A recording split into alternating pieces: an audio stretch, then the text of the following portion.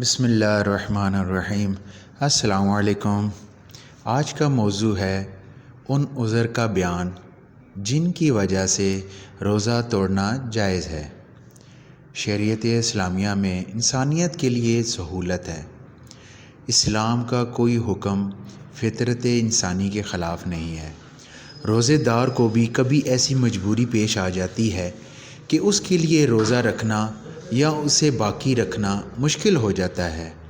ہم یہاں ان ہی عذر کو بیان کر رہے ہیں کہ جن کی وجہ سے روزہ نہ رکھنا یا روزہ رکھنے کے بعد توڑنا جائز ہے۔ ایسے عذار مندرجہ ذیل ہیں۔ مریض بیماری کی وجہ سے اللہ تعالیٰ نے رمضان کا روزہ توڑنے اور صحت مند ہونے کے بعد اس کی قضا کرنے کی اجازت دی ہے۔ کفارے کی ضرورت نہیں ہے۔ فقہ کا اس پر اتفاق ہے کہ مریض کے لیے مرض کی وجہ سے روزہ نہ رکھنا مباح ہے، اور اسی طرح اگر روزے سے ہے تو روزہ توڑنا بھی جائز ہے۔ مریض کی چند صورتیں ہیں۔ پہلے سے مریض ہو اور روزہ رکھنے کی وجہ سے ہلاک ہو جانے یا کسی عضو کے ضائع ہو جانے کا اندیشہ ہو۔ پہلے سے مریض ہو اور روزہ رکھنے کی وجہ سے مرض بڑھ جانے کا اندیشہ ہو۔ پہلے سے مریض ہو، روزہ رکھنے کی وجہ سے مرض میں اضافے کا خدشہ نہ ہو، لیکن خطرہ ہو کہ صحت میں تاخیر اور بیماری میں طول کا باعث ہوگا۔ ابھی بیمار نہ ہو لیکن معتبر اور دیانتدار ماہر مسلمان ڈاکٹر کی رائے ہو کہ روزہ رکھا گیا ہے تو یہ شخص مریض ہو جائے گا۔ ان تمام صورتوں میں اگر صبح صادق سے پہلے بیمار ہو تو روزہ نہ رکھنا یا روزہ شروع کرنے کے بعد بیمار ہوا ہو تو توڑ دینا دونوں ہی جائز ہیں۔ بعد میں قضا کر لے، کفارہ واجب نہیں ہے۔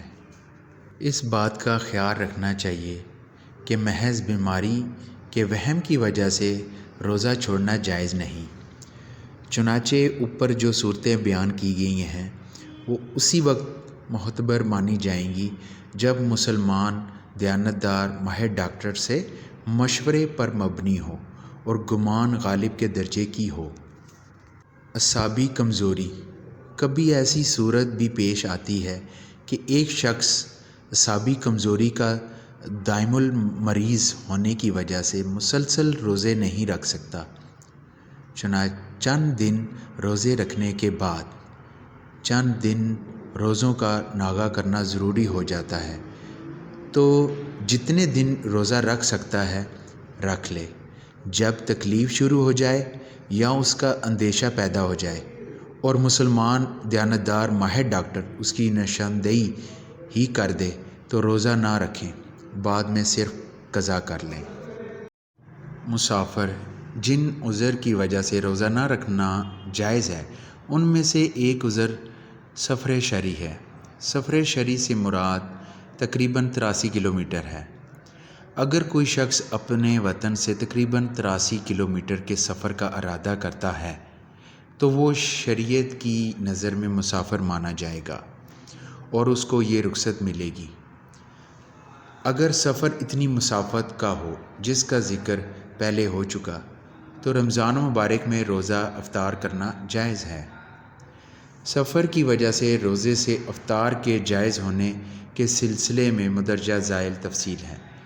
نمبر 1، اگر صبح ہونے کے بعد سفر شروع کیا تو اس دن روزہ رکھنا واجب ہے، البتہ سفر شروع کرنے کے بعد توڑا تو صرف قضا واجب ہوگی، کفارہ واجب نہیں ہوگا۔ اور اگر روزہ رکھا اپنے گھر پر اور پھر گھر پر ہی روزہ توڑ دیا، اس کے بعد سفر شروع کیا تو قضا کے ساتھ کفارہ بھی واجب ہوگا۔ نمبر 2، سفر میں تھا اور سفر ہی میں صبح ہوئی تو اب روزہ نہ رکھے یا رکھنے کے بعد توڑنے میں کوئی حرج نہیں، صرف قضا ہوگی، کفارہ نہیں۔ نمبر 3، صبح صادق کے وقت گھر پر تھا اور روزہ رکھا اور پھر سفر شروع کیا، پھر رستے میں کوئی چیز یاد آئی اور دوبارہ گھر واپس آیا اور گھر ہی پر روزہ توڑ لیا تو یہ جائز نہیں ہے اور قضا کے ساتھ کفارہ بھی واجب ہوگا۔ نمبر 4، سفر میں روزہ نہ رکھنے یا روزہ توڑنے کی اجازت ہے، جیسے کہ اوپر گزرا، لیکن اگر روزہ رکھنے میں زیادہ مشقت نہ ہو تو روزہ رکھ لینا بہتر ہے، زیادہ مشقت ہو تو روزہ رکھنا مناسب نہیں۔ حمل والی عورت، حاملہ یعنی وہ عورت جس کے پیٹ میں بچہ ہے، اگر وہ روزہ رکھنے میں یا روزہ باقی رکھنے میں اپنے بچے کے لیے نقصان دہ سمجھتی ہو یا خود اپنے لیے مشقت کا احساس کرتی ہو تو اس کے لیے روزہ نہ رکھنا یا روزہ توڑنا دونوں جائز ہیں، بعد میں اس کی قضا کر لیں، کفارے کی ضرورت نہیں۔ دودھ پلانے والی عورت، اگر دودھ پلانے والی عورت اپنے بچے یا اپنے بارے میں نقصان کا اندیشہ کرے تو روزہ توڑنا جائز ہے اور بعد میں صرف قضا کر لے، کفارہ اور فدیہ کی ضرورت نہیں ہے۔ روزے کی حالت میں سخت بھوک اور پیاس کا ہونا، ایک شخص نے اپنے معمول کے مطابق روزمرہ کا کام کیا، لیکن اس کو اتنی سخت بھوک اور پیاس لگنے لگی کہ اس کی وجہ سے ہلاک ہونے کا خوف ہو یا دماغی توازن سے متاثر ہونے کا احساس ہو تو روزہ توڑنے کی اجازت ہے، بعد میں صرف قضا کر لے، کفارے کی ضرورت نہیں۔ لیکن اگر اس نے جان بوجھ کر زیادہ کام کیا اور جس کی وجہ سے یہ حالت ہو گئی اور روزہ توڑ دیا تو قضا کے ساتھ کفارہ بھی واجب ہوگا۔ شیخ فانی اس شخص کو کہتے ہیں جس میں بہت زیادہ بڑھاپے کی وجہ سے روزے کی طاقت نہ ہو اور روز روز اس کی صحت گھٹتی جا رہی ہو، ایسے شخص کو روزہ نہ رکھنے کی اور رکھ لیا ہے تو توڑنے کی اجازت ہے، ایسے شخص کو چاہیے کہ روزے کے بدلے فدیہ دے دے۔